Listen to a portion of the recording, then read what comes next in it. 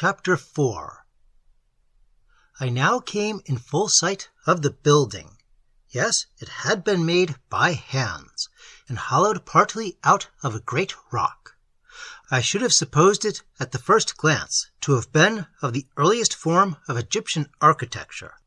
It was fronted by huge columns, tapering upward from massive plinths, and with capitals that, as I came nearer, I perceived to be more ornamental and more fantastically graceful than Egyptian architecture allows. As the Corinthian capital mimics the leaf of the acanthus, so the capitals of these columns imitated the foliage of the vegetation neighboring them, some aloe-like, some fern-like, and now there came out of this building a form, human. Was it human?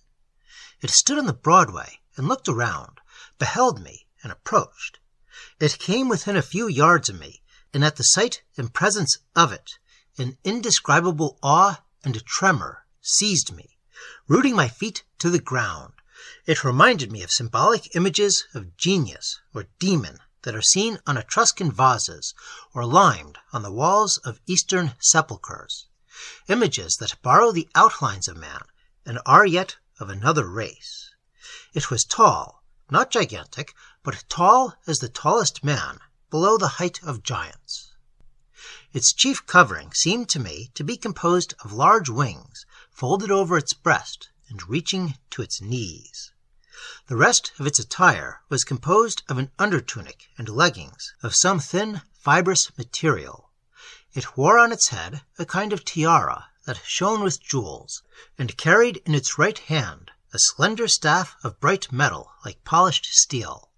But the face! It was that which inspired my awe and my terror. It was the face of a man, but yet of a type of man distinct from our known extant races. The nearest approach to it in outline and expression is the face of the sculptured Sphinx. So regular in its calm, intellectual, mysterious beauty. Its color was peculiar, more like that of the red man than any other variety of our species, and yet different from it. A richer and a softer hue, with large black eyes, deep and brilliant, and brows arched as a semicircle. The face was beardless, but a nameless something in the aspect, tranquil though the expression, and beauteous though the features, roused that instinct of danger which the sight of a tiger or serpent arouses. I felt that this man-like image was endowed with forces inimical to man. As it drew near, a cold shudder came over me. I fell on my knees and covered my face with my hands.